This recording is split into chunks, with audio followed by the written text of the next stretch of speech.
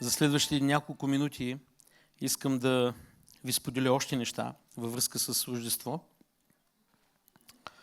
И искам да ви дам няколко пророчества, които са записани в Библията относно раждането на Спасител. Ще бъда много бърз в нещата и няма да се впускам в обяснение, защото ще отнеме много време.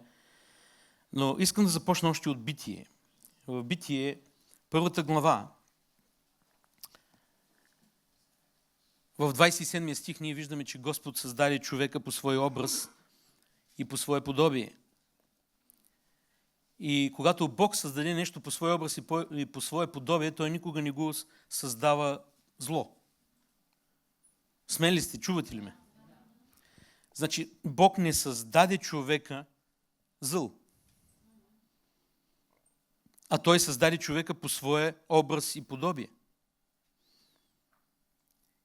И трябва да ви кажа, че съвършеното послушание е било гаранция за вечно щастие.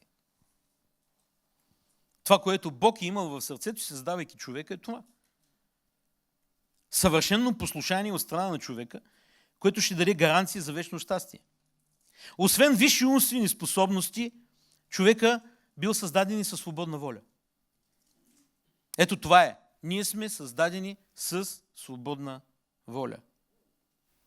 Имаме пълна свобода да избираме своето поведение, своето държание. Дали да се покоряваме на Бога или да не се покоряваме. Ето това е. Днеска човеците по същия начин имат пълната свобода да се покоряват или да не се покоряват на Бога. И човека е бил създаден в невинност, но тази невинност е трябвало да се развие в праведност. Искам сега да следите мисълта ми. Човека е бил създаден в невинност, обезвинен, няма грях, живее в щастието на Бога, защото там, където няма грях, има веселие, има щастие. Но Бог е очаквал свободната му воля, чрез свободната воля, която е създал, тази невинност да прерасне в праведност. Тази невинност да прерасне в праведност. Тоест, човекът трябвало да срещне злото, да го порицае и да го отхвърли със свободната си воля. Човекът е трябвало да срещне злото, да го порицае и да го отхвърли със свободната си воля. Да има свое становище против злото. Това е очаквал Бог от човека. Забраненото дърво трябвало да послужи като изпит на неговия свободен избор. И това може да го прочете в Битие 2 глава от 15 до 17 стих. Същественото при този изпит било послушанието или непослушанието спрямо Бога. И искам да слушат всички, и младежи, и всякакви, защото това е много важно. Ние сме подложени на изпит винаги.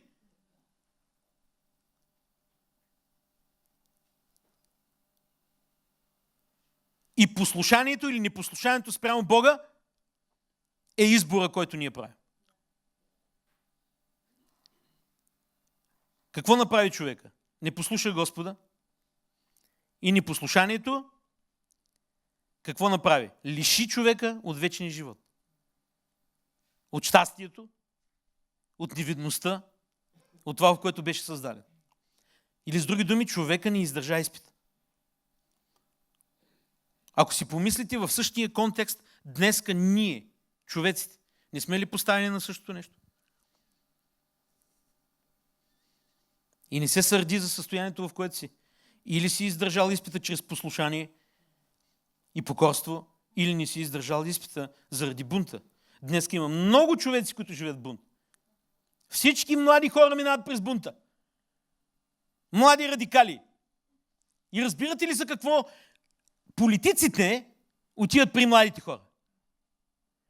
Защото те знаят, че младите хора по същество, по същност имат бунт вътре в себе си. И те искат да използват този бунт или да провокират този бунт в тях, за да могат да сменят система или за да могат да сменят политически модел или така нататък. Това правят политиците, хитрите политици. И днес ние го виждаме това нещо. Защото те използват бунта, който е в младите хора. И някой ще каже, ма това не е ли добро, не е ли зло? Много дълга тема е. Аз знам едно нещо. Бунта на човека го доведе да бъде лишен от вечността. В смисъл не от вечността, от живота. Да, пак мога да го кажа по такъв начин. От живота, който беше планиран за него от Бога. Бунта и непослушанието лиши човек. И човека стана смъртен. Адам направи погрешен избор, който доведе до тежки последици цялото човечество. Изгуби своята невинност, своето безгрешно естество, получи влечение към злото, докато по-рано имаше влечение към доброто. Ние го четем това от Словото. И Бог предупреди за това първият човек, по-късно и неговия син, Каин, в Битие 4.7. Ние виждаме това предупреждение. Ето как векове след това апостол Павел се оплака от своята покварена грешна природа в Римляни 7 глава, 17 до 19 и 21 стих. Желание за добро имам, но не сила да го върша. Искам да върша добро, вместо него какво? Върша зло. Вместо добро върша зло. Или греха отровил и превзел мисленето, чувствата, волята и съвестта на човека.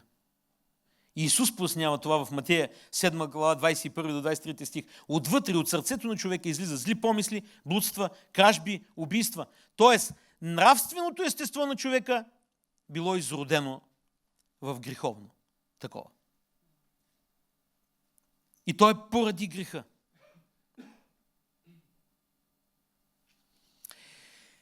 Сега, Библията ни говори и ни казва, и това е истина, и аз съм възприел тая истина, че човек сам не може да си възвърне загубената невинност. Човек сам не може да възвърне загубената невинност. Ако някой мисли, че сам чрез своите решения, дела или не знам какво може да възстанови неща в живота си, това е голяма лъжа. Това е другата голяма лъжа. Пророк Еремия описва това в неговата пророческа книга, 13 глава, 23 стих, чрез две сполучливи сравнения. И той казва, как тъмнокожия египтянин не може да си промени цвета на кожата и леопарда, шарките си, така и грешника не може да прави добро. Така и грешника не може да прави добро. Нужна му е помощ отвън. Нужна му е помощ отвън. Вижте, сестри и брати, аз ви обяснявам накратко това, което се случи. Аз ви обяснявам накратко грехопадение. Това, което човеците направихме, защото ние не сме изключени. Наследили от прародителя Адам и Ева.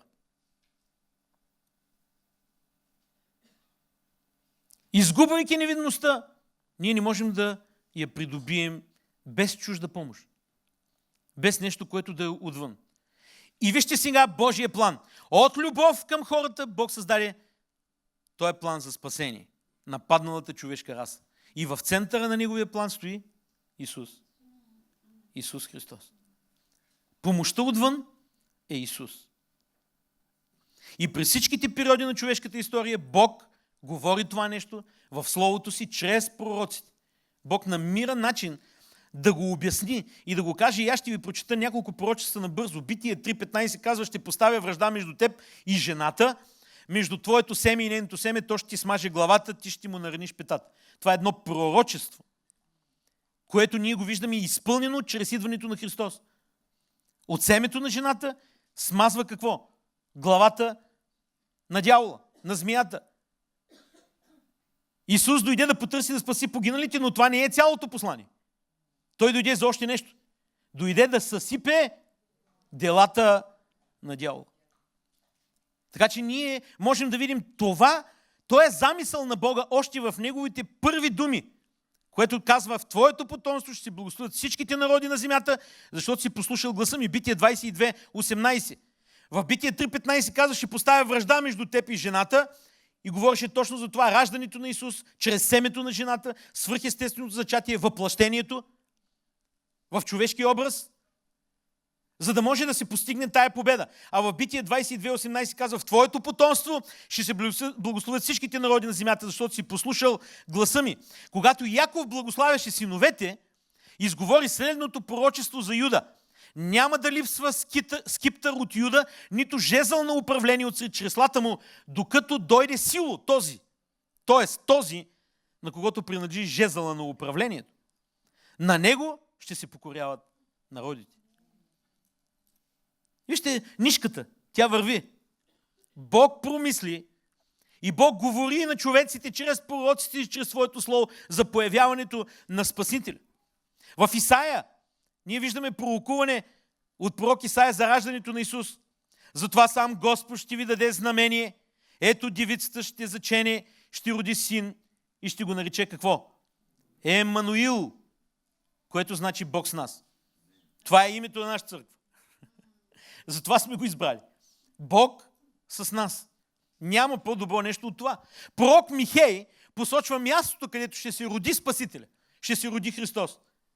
Ти, Витлееме Ефрато, макар и да си твърде малък, Михей 5.2, за да бъдеш между юдовите хиляди, от тебе ще излезе за мен един, който ще бъде владетел в Израел. Произходът му е от начало, от дните на вечността. Или с други думи, Исус, който идва от вечността, дойде тук на тая земя, за да може да ни примири с Бога. За да може да ни осигури на нас тая вечност. Със своето раждане той направи още нещо тук на земята. Раздели историята на човеците на две. Преди Христа и след Христа. Забравете за това нова ера, стара ера, не знам какви неща. Преди Христа и след Христа. Атеистите не искат да говорят това.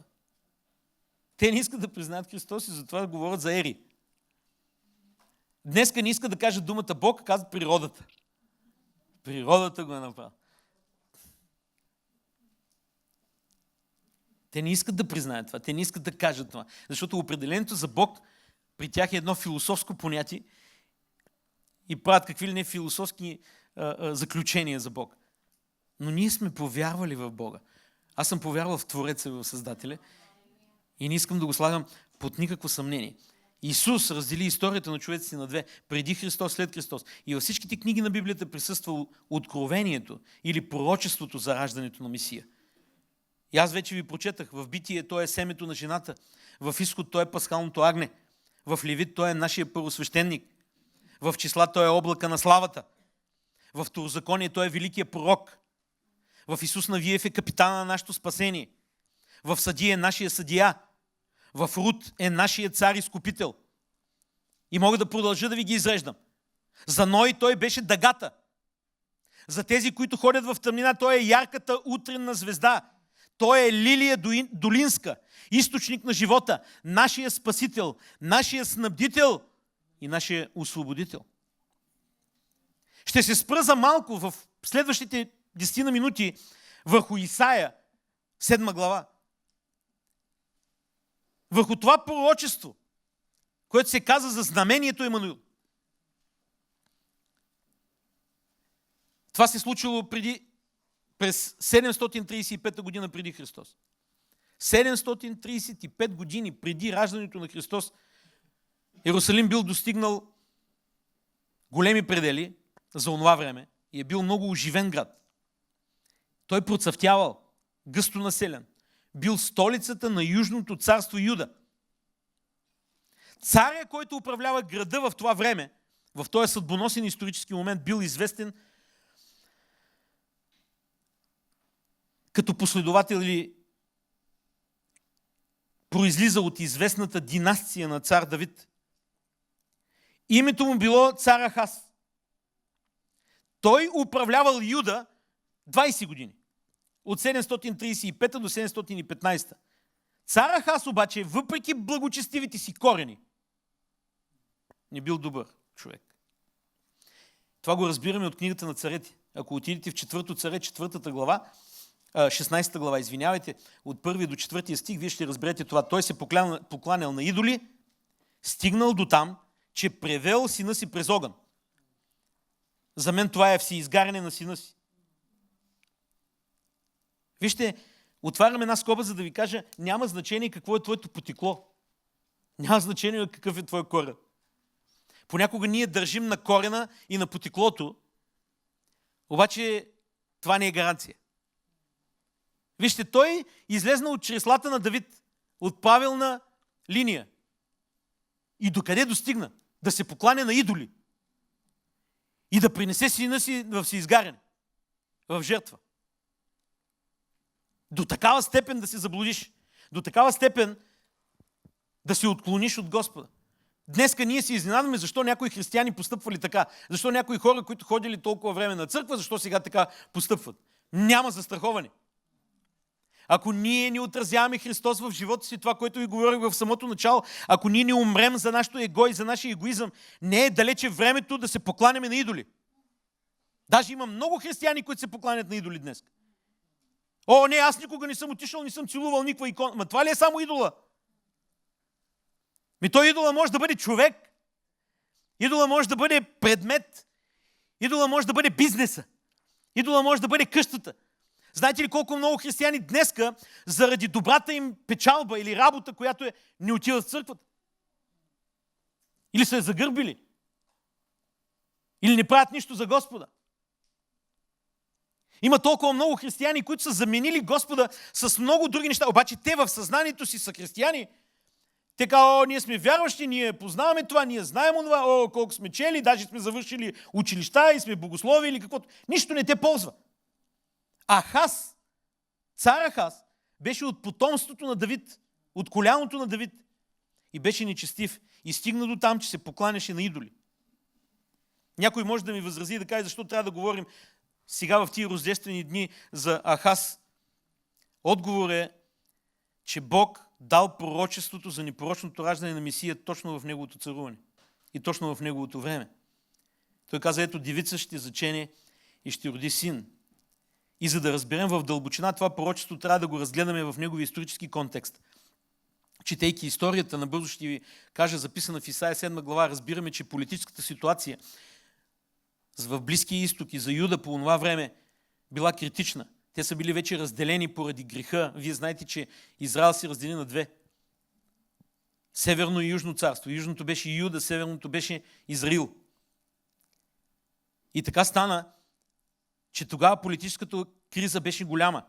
Сирия и Северното царство, или Израил и Сирия се обединиха, съюзиха се с цел да нападнат Иерусалим, с цел да нападнат Юдовото царство. Колко можем да си получим от всички тия неща? Разцепват се църкви и общества днеска, съюзят се и тръгват да нападат, да унищожават или да правят каквото. Не е ли също? Не се ли повтаря също? И всичко това е поради греха. Поради греха. И вижте, когато се създава тая ситуация, Бог изпраща Исаия да предаде Божието послание на Ахаз. Исаия отива и му казва на царя, не бой се, когато четете в къщи, ще видите това, не бой се, няма да бъдеш предаден. Ахаз обаче се колебае. Той се колебаял. Дори може да се каже, че е бил предубеден. И тогава по един толкова характерен за Бог начин, чрез Исаия, Бог пак казал на Ахаз, добре, след като се колебаеш, си предубеден, поискай от мене някакво знамение. Поискай някакво знамение. Целта на това Божие предложение било той да даде една по-дълбока увереност на Ахаз. Днеска Господ по същия начин се отнася към нас. По същия начин. Той ни показва чрез живот, чрез различни случаи в нас или каквото е, че Той е Бог и че Той има промисъл за нас. Но ние можем да бъдем като цар Ахаз и просто да не обръщаме внимание на тия неща. И да си я караме както ние си знаем. Понеже Бог видя, че вярата му не е достатъчна, Той му предложи знамение. Той му каза, избери знамение. Господ говори още на Ахаз, казвайки, поискай си знамение от Господа твой Бог. Искай го или в дълбината, или във висината горе. И отговора на Ахаз на това благодатно Божие предложение е потресаващ. Вижте, Ахаз казва, не ще да искам, нито ще изпитам Господ. Вау!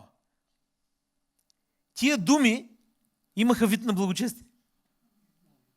Нали имаха вид на благочестие? Аз съм скромен, не искам, нищо да искам, нито ще изпитам Господ. Ей! Колко благочестиво звучат.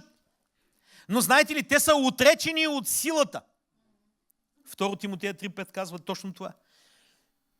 Имаш ти вид на благочестие, Отречени от силата му.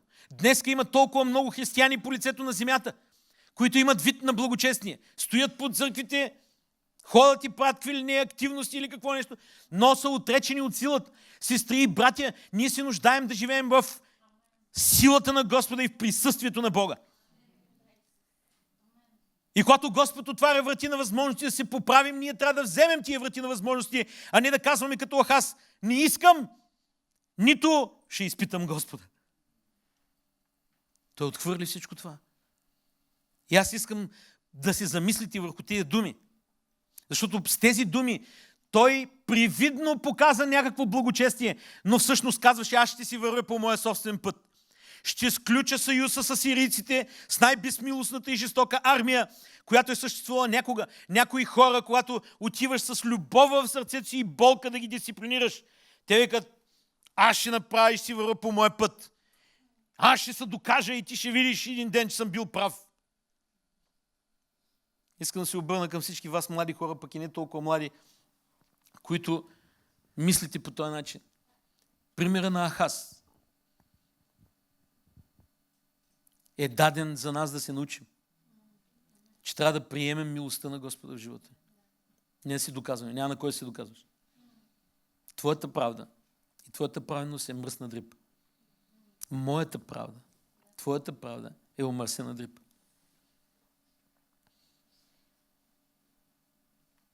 Ахаз каза: ще се придържам към мнението си и към идолопоклонството си.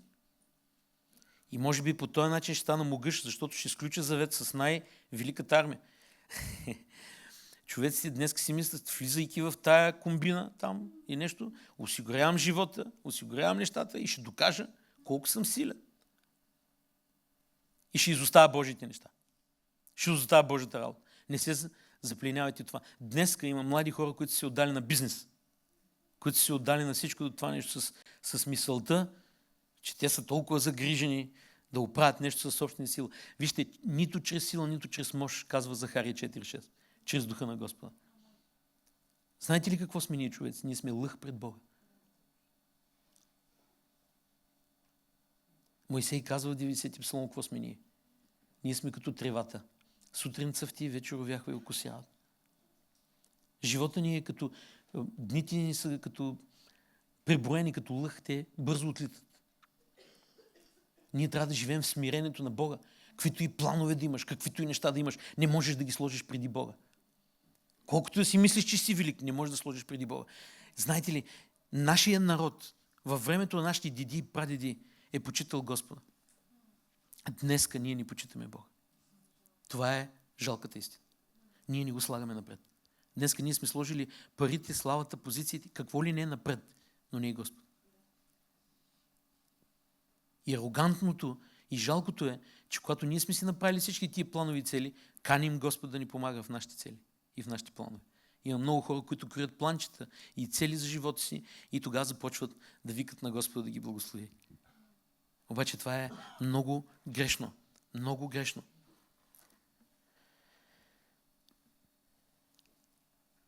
Тая криза, която беше по времето на Ахаз, не беше само политическа. Тя беше и духовна.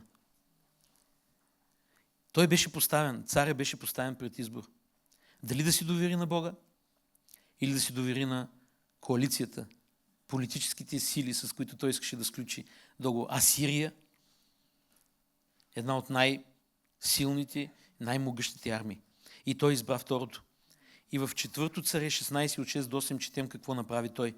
В това време сирийският цар Расин възвърна Елат под Сирия и изпъди юдеите из Елат. А сирийците дойдоха в Елат и живееха там, гдето са и до днес. И затова Ахаз прати човеци до сирийския цар Теглат Филасар да кажат: аз съм твой слуга и твой син. Възлез да ме избавиш от ръката на сирийския цар, от ръката на Израилевия цар, които се подигнаха против мене. Вижте, Исаия отиде и му каза: Бог ти каза, избери си знамение, както каза и на Гидеон, за да те уверя, че съм Бог. Той пренебрегна това и отиде и каза на един нечестив цар асирийски: аз съм твой син. На теб се доверявам. Днеска ние можем да направим същото нещо с Господа. същото нещо. И трябва да бъдем много внимателни. И казва, Ахаз взе сребро и злато, което се намери в Господния дом и в съкровищна царска и ги прати подарък на асирийския цар.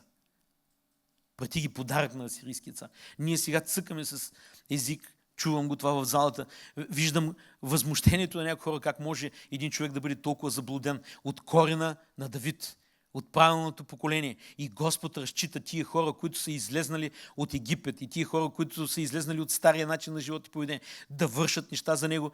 Какво ли правят тия хора?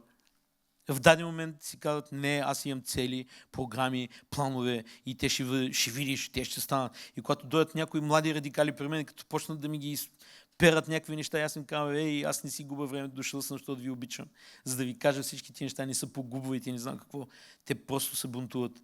Продължават да се бунтуват. Живеят в тяхните си неща и след години ги намираме разбити и не знам още какви. Пак отиват при Господа и пак се покаят. Защо е необходимо да минеш през всичко от това нещо, да бъдеш разбит? След като на теб ти е дадено най-великото нещо, Господ ти е дал своя син Исус. И трябва да ви кажа, че след цялата тая картина, която ви описах, на фона на закоравяването на Ахаз и отказа му да върви в Божите обещания, Бог направи едно изумително обещание. На фона на всичкото това нещо Бог направи това обещание. И в думите от нашите си първоначално за Ахаз се крие едно обещание за всичките човеци. И това обещание, което е за нас, което ще ни освободи от греха, суетата, ако го приемем. И Исаия каза, слушай сега, доме Давидов, малко нещо ли вие да досаждате на човеци? Та ще досаждате и на Бога. Затова сам Господ ще ви даде знамение. Ето, девицата ще зачене, ще роди син и ще го нарече Емануил. И трябва да ви кажа, че в оригиналния текст тия думи звучат малко гневно, като че пророк Исаия бил изпълнен със свят гняв за всичко това, което се случва. И най-напред той дал едно чудесно успокоително пророчество за избавлението на Ахаз, като му каза, не бой се, думите на Господа, аз съм с тебе. Обаче сега той го казва с един свят гняв. След като Ахав отхвърли това знамение, той наистина премина границата. И Исаия се обърна към него и каза, слушай сега, доме Давидов, малко нещо ли вие да досаждате на човеци, да досаждате и на моя Бог. И тогава произнесъл обещанието за раждането на Спасителя. И от контекста на тия думи, от широкия контекст, ние разбираме, че Емануил всъщност е цар. Емануил всъщност е цар, името Емануил. Защото в Исаия 8.8 за него се говори като за владетел на Юда, а в Исаия 9.6.9 за същото това дете се казва, защото ни се роди дете, син ни се даде и управлението му ще бъде на рамото му и името му ще бъде чудесен, съветник, Бог могъщ, отец на вечността, княз на мира. Управлението му и мирът непрестанно ще се увеличават на Давидовия престол и на неговото царство, за да го утвърди и поддържа. Чрез правосъдие, чрез правда, от сега и до века. Ревността на Господа на силите ще извърши това. Или с други думи, обещанието Емануил е наречено знамение. Наречено знамение. Знамение дадено от Господа. По-късно ние ще видим в посланието на апостол Павел към Тит от първата глава, 1 и 2 стих, че Бог е планирал да се намеси в човешката история още от самото начало. Павел казва, Павел, слуга Божий, апостол Исус Христос, за подпомагане вярата на Божите избрани и познаване на истината, която е по благочестието, в надеждата за вечен живот, който преди вечни времена Бог е обещал, който не лъже. Тук се казва, че надеждата за спасението и за вечния живот е била обещана от Бога преди вечни времена. Преди вечни времена. Преди небето и земята да бъде формирано. Още преди началото на всичко Бог вече е имал своя план. Той е мислил за нас и е бил готов да даде знамението и да подейства. В Мадея 9, 35-36 се казва, тогава Исус обикаляше всичките градове и села и получаваше в синагогите и проповядваше благовестието на царството, изцеляваше всяка болест и всяка немощ. А когато видя множествата, смили се за тях, защото бяха отрудени и пръснати като овце, които нямат пастир. Ето това е нуждата Нуждата от пастир. Нуждата от някой, който да ни изведе от греха, в който сме се заблудили. Нуждата от някой, който да ни вдигне на раменете си и да ни изцели и да ни привърже. Нуждата от някой, който да ни заведе на зелените пазбища и да ни напои при тихите води. Нуждата от някой, който да даде посока и да осмисли живота ни. Или Божия план през цялото време е бил той да ни даде пастир. И затова Давид каза: Господ е пастир мой. Няма да остана в нужда. На зелени треви ме завежда, при тихи води освежава душата ми. Слава да бъде на Господа. Води ме през прави пътеки заради името си. Дори в долината на мрачната сянка, ако ходя, няма да се оплаша от зло. Точно това беше разбрал Давид. За жалост, поколението след него, в лицето на Ахаз, не го разбираш. И сега можем да обърнем ситуацията в наши дни. Нашите прадеди и родители са го разбирали. Смисъл на това да се покланяш на Господа, да вярваш в Господа. Днеска, ние, тяхното поколение, не го разбираме по този начин. Обърнали сме се към идоли. Обърнали сме се към неща, които ще ни погубят. И трябва да ви кажа, че пак поради Божията милост няма да бъдем довършени. Защото Господ ще дойде, за да управлява земята. Много скоро Той идва, за да управлява земята. И аз подготвям себе си да бъда в Неговото царство. Това е много важно. А днеска ние трябва да работим, говорейки благовестието, много хора да влезнат в царството, да се разшири Неговото царство, да бъде Неговата воля, както на небето, така и на земята. Не се гответе за небето. Гответе се за Божието царство тук на земята. Добре, няма ли да има грабване, няма ли да това? Много хора ми зададат въпроса. Добре, дори да има грабване, това ще бъде нещо, което е бонус за християните. Ще отидем, ще сме на сватбената вечеря, на сватба като на сватба. На сватба да не стоиш цял живот. Тиваш за няколко часа и на другия ден пак живота продължава. Това е същото нещо, което аз си представям, че ще бъде. Да, дори да участваме в грабване, защото за християните този въпрос много щукотлив. Значи разделят се на какви ли не фракции заради това. Ще има ли грабване, няма ли да има грабване. Заради една дума, която е написана, ще бъдем грабване. И знаете ли защо? Заради нашето егоистично естество. Защото ние пак не искаме да минаваме през мъки. През скръб, през каквото е. Не искаме, не искаме. Искаме да бъдем избавени. И заради това някои са такива поддръжници на грабването. Знам едно. Дали ще бъда грабнат или няма да бъда, аз искам да бъда с него. Там, където е той, аз да бъда. Ако той е тук, аз ще бъда тук. Обаче някои хора не искат да бъдат така. Те искат да бъдат грабнати и да бъдат в някоя друга планета. На някое друго място. Или пък да бъдат в небето. Защо? Защото укъкахме земята и ще идем и там да го правим. Извинявайте за израза. Защото сме егоисти. Защото ние не мечтаем да живеем с Исус, а мечтаем да живеем за собственото си удобство. Да се избавим от това, да се избавим от това. Господ няма да ни остави, Той ще ни избави. Ние вечно това говорим. А ако Той допусне ние да минем през неща, за да види дали ние ще сме като Ахаз или ще бъдем като някой, който казва: не, аз ще служа на Господа до края на живота си с всичко, което имам. Ето това е нещото, към което ние трябва да се стремим. И Господ казва: ще ви дам това знамение. И Той го даде. Защото Бог толкова ни възлюби. И Той продължава да ни обича, защото даде знамението Имануил. Даде своя единороден син. И знаете ли, знамението Имануил не е само за някаква ограничена група от хора, но то е за всеки един, който повярва в него. Всеки един, който повярва в него. Без разлика на пол, раса, етнос и така нататък. Всеки един. Ето защо ние нямаме право да делим хората. Нямаме право да делим хората. Защото ние, европейците, сме си помислили, че в небето са само европейци, затова рисуваме Исус европейци.